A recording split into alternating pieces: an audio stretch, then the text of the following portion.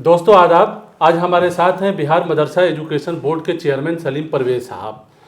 लोगों ने कई सारे सवाल मदरसा बोर्ड से किए, शिक्षकों ने किए, कई सारे उनके मसले हैं। इन तमाम मामलों पर आज हम बात करेंगे। सबसे पहले सहाफ़त मीडिया के इस प्रोग्राम में चेयरमैन साहब आपका स्वागत है, खैर मकदम है।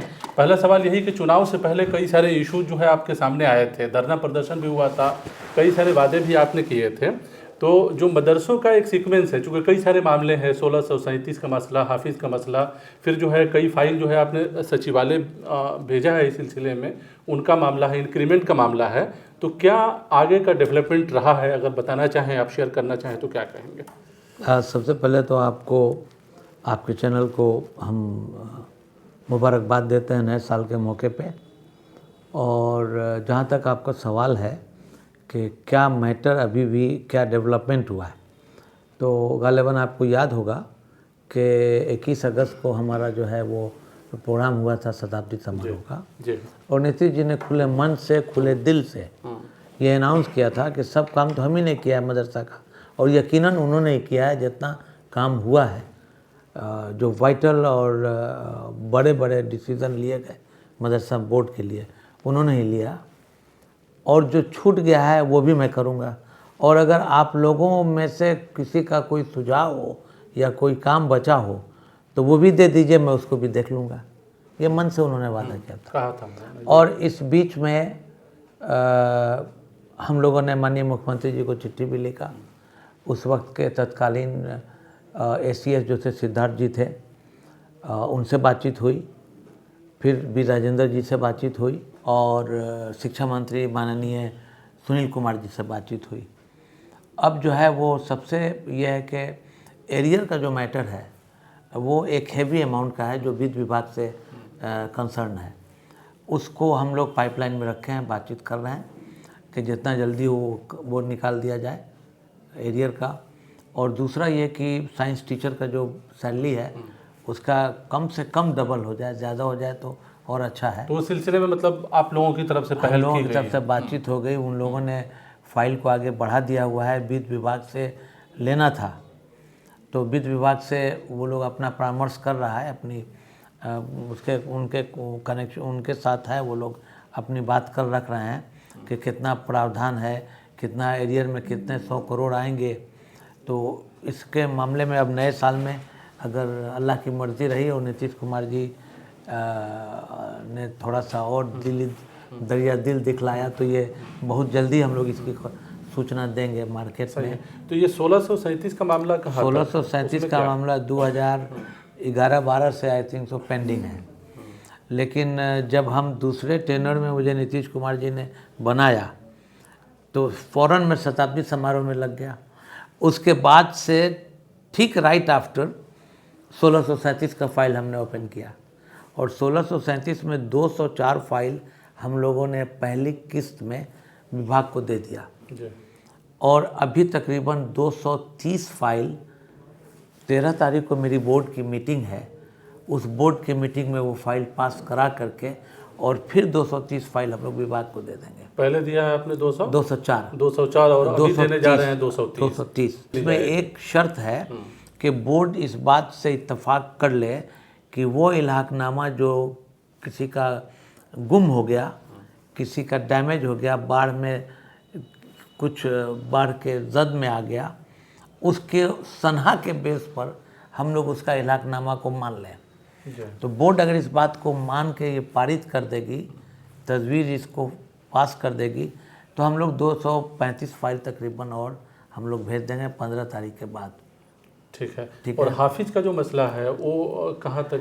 हाफिज़ का जो मैटर है, उनका वेतन जो है वो 4th ग्रेड से भी कम है, और हमें अंदर से तकलीफ़ होती है, दिल से, कि वो आदमी जो हिंदू माइथोलॉजी का गीता को अपने सीने में रखा है, मुस्लिम माइथोलॉजी में जो हाफिज़ जो कुरान को अपने सीने में रखे हुए हैं, उनकी सैलरी इतनी कम क्यों है जी। उस पर जो है वो वेरी सून हम नीतीश कुमार जी से मिलेंगे। मैं समझता हूँ कि नए साल की मुबारकबाद देने जाऊँगा और उसी वक्त बाकी सारे काम को हम बोलेंगे कि इन बिंदुओं पे हमारा, वो तो पॉलिसी मैटर का भी सवाल होगा, पॉलिसी में कुछ अमेंडमेंट हो और चूँकि नीतीश जी ने वादा किया है कि हम लोग आपको काम करेंगे, आपका काम करेंगे, जी। और इस बार हम इसलिए थोड़ा हक से बोलना चाहते हैं कि इस चुनाव में आज तक जितना वोट मुसलमानों ने नीतीश जी को नहीं दिया था, इस बार खुले दिल से दिया है। और मेरा हक बनता है कि मैं अपने नेता आदरणीय नीतीश कुमार जी से बात करके वो तमाम पेंडिंग काम को अंजाम दिला दूं, ताकि हमारे जो मुस्लिम भाई हैं जिन्होंने हर बूथ पे वोट दिया, स्पेशली जहाँ पे जनता दल यू के वो कैंडिडेट खड़े थे, वहाँ पे कोई डाउट नहीं था, वहाँ पे सब लोगों ने वोट दिया, सभी जाति का वोट, अगड़ा पिछड़ा सब दिया है। तो इस हक से जो है हम एकदम मांगेंगे और हम उसमें लगे हैं। बिल्कुल बिल्कुल। अभी थोड़ा हम एक हफ्ते के लिए हमारा वो वस्तानिया फ़ौकानिया मौलवी का एग्ज़ाम चल रहा है 2026 का, तो उस एग्ज़ाम को कंडक्ट करने के लिए ट्रांसपेरेंसी रहे और बहुत स्ट्रिक्ट एग्ज़ाम हो, उसके लिए हम लोग उड़नदस्ता भी बनाए हैं।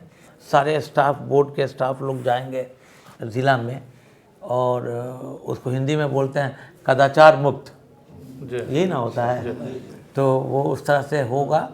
और मदरसा बोर्ड के हिस्ट्री में ये एक ट्रैक रिकॉर्ड है कि हम लोगों का कोई कॉपी, कोई क्वेश्चन कभी लीक नहीं हुआ है। We are very very strict. एक सवाल आपसे ये कि टीचर की जगह जो है काफ़ी मदरसों में खाली है।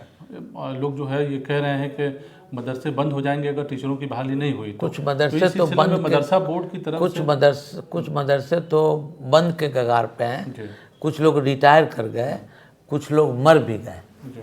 तो विभाग से मैंने बातचीत किया, विभाग पोर्टल बना रहा है, और मैं समझता हूँ कि कोई ना कोई बीच का रास्ता मेरे, चूँकि हम लोग एजुकेशन डिपार्टमेंट के अधीन हैं, उनके अंडर में आते हैं, तो मैं माननीय शिक्षा मंत्री से भी मिलना चाहता हूँ, उनसे मिलूंगा भी 1-2 दिन के अंदर। तो आप लोगों ने कोई डेटा पेश किया है क्या? हाँ, हम लोगों ने तकरीबन 5500 टीचर्स की रिक्वायरमेंट भेजी है, और वो लोग पोर्टल बना रहे हैं, और उस पोर्टल के बेस पर, बुनियाद पर हम लोग उन लोगों का नियुक्ति करेंगे। तो जो लोग पहले से, जिन मदरसों में टीचर नहीं, हम फर्ज कर लीजिए कि टीचर रिटायर कर गए, है ही नहीं जी, लेकिन वहाँ की इंतजामिया, वहाँ टीचर वहाँ की इंतजामिया आर्जी तौर पर पढ़ा रहे हैं, प्राइवेट टीचर रख के पढ़ा रहे हैं। उन टीचरों के सिलसिले में आप लोग गौर करेंगे जो हम लोग कंसिडर करेंगे। वो तो लेबर रूल के एक्ट में है कि जो 90 डेज या 9 महीना या 3 महीना काम कर लिया, उसको हम लोग रखेंगे परमानेंट, तो उस पर भी हम लोग गौर खोज करेंगे, काम करना। तो मसले जो है अभी देखिए, जैसे चीफ मिनिस्टर के विल पर है डिपेंड, बहुत सारी चीज़ें हैं, बहुत सारा काम उन्होंने किया भी है कि वो समस्याओं को, प्रॉब्लम्स को सुनते हैं और उसे हल कराने की कोशिश करते हैं।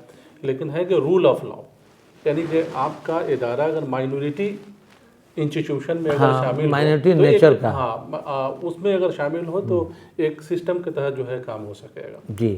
तो उस सिलसिले में क्या हम उस सिलसिले में हम लोग लगे हुए हैं। हमारे मदरसा बोर्ड के सेक्रेटरी, जो विभाग के डिप्टी डायरेक्टर भी हैं अब्दुल सलाम साहब, उनसे भी मेरी मीटिंग चल रही है कि इस मामले को जितना जल्द इसको काम करा लिया जाए विभाग से मिल करके।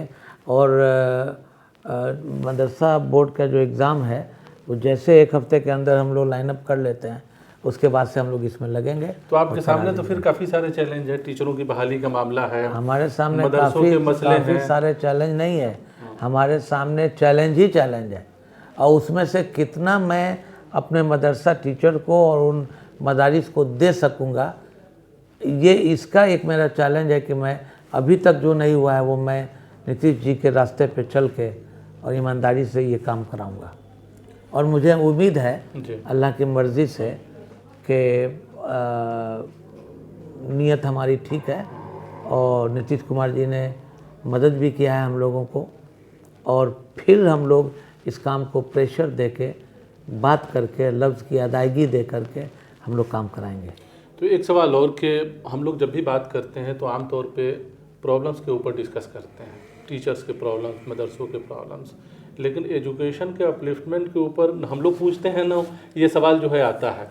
तो मदरसों में तालीमी मयार जो है बेहतर से बेहतर हो, चूँकि एजुकेशन का जब तक थोड़ा अपलिफ्टमेंट नहीं किया जाए, थोड़ा अपडेट नहीं किया जाएगा, जिन जिन इलाकों में मदरसे हैं वहाँ के हालात नहीं बदलेंगे उन बच्चों के।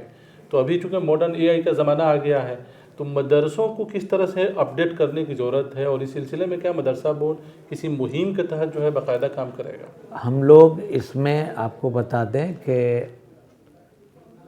जो आप पूछ रहे हैं उसमें हम लोगों ने अपने सिलेबस में अमेंडमेंट किया है और बहुत सारे सब्जेक्ट का एग्ज़ाम भी ले रहे हैं। ये तो एक बात हो गई कि सिलेबस आपका काफ़ी अच्छा है, हाँ, लेकिन सवाल है कि जिन मदरसों में पढ़ाई हो रहा वहाँ पढ़ाई का मयार भी बहुत बेहतर हो, बच्चों को टीचर अच्छा से पढ़ा सकें। मैं तो इस सिलसिले में कोशिश होनी मैं चाहिए इसके पहले अवामी सतह पर भी और आप मैं इसके पहले अपना बयान दिया था कि टीचर लोग भी पढ़िए और पढ़ाइए।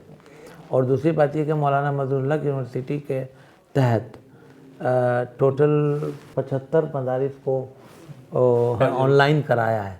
अच्छा जी। ऑनलाइन कराया है वो माइनॉरिटी वेलफेयर के थ्रू और तकरीबन 15 मदारिस को आइडियल सेलेक्ट किया है और उससे ऑनलाइन पढ़ाई होगी और सारे सब्जेक्ट की पढ़ाई होगी जैसे आजकल ऑनलाइन चलता है। तो इस तरह से हम लोग की पूरी कोशिश है कि ग्रेजुअली मैं इन लोगों को भी ठीक करूं।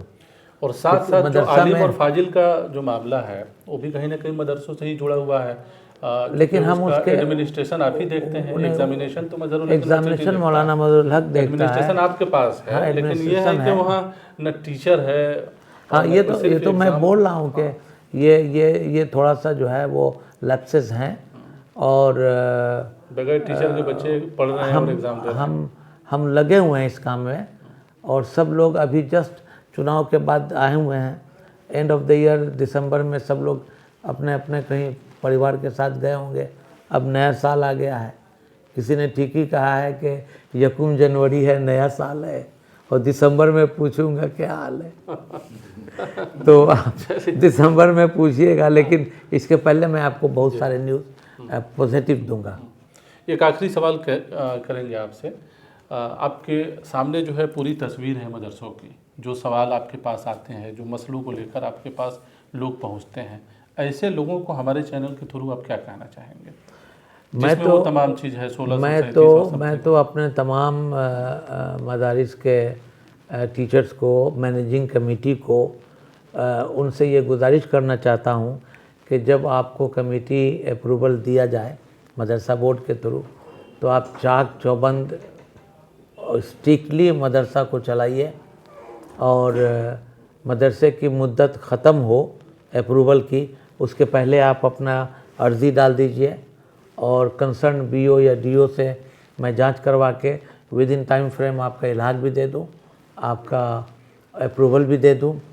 और टीचर से ये कहना चाहते हैं, जो मैं पिछले ऑलमोस्ट 2 साल में जो हमने देखा है कि जो हेड मौलवी लोग हैं वो खुदारा किसी टीचर को परेशान ना करें और कमेटी, मैनेजिंग कमेटी के अंडर में रह कर के काम करें। अदरवाइज़ मैनेजिंग कमेटी के पास इतना पावर है कि किसी भी हेड मौलवी को, किसी भी टीचर को वो सस्पेंड कर सकता है। जो टीचर का जो अनुदानित श्रेणी में है, जो गवर्नमेंट एडेड है, उनका पैसा सब कुछ मिल रहा है। हम लोग जद्दोजहद कर रहे हैं। इन्नल्लाह मा साबिरीन, आप सब्र कीजिए, काम कीजिए, हम पे छोड़िए। हमारे बोर्ड के सभी स्टाफ दिन रात लग करके आपके 1637 के फाइल को भेजा है और फिर दिन रात लग करके हम लोग 1637 में मैक्सिमम जो मदारिस हैं उनको हम लोग ऐड के दायरे में लेके आएंगे। उन लोगों की सैलरी मिलेगी और टीचर्स जो साइंस टीचर हैं उनकी भी सैलरी बढ़वाने के लिए हम पूरी ताकत लगाएंगे। आपके एक मजबूत वकील के तौर पे लड़ाई लड़ूंगा और मैं उम्मीद रखता हूं कि माननीय मुख्यमंत्री जी के अदालत में फैसला मेरे हक में आएगा। 2026 यानी मदरसों के लिए हम लगे हुए हैं।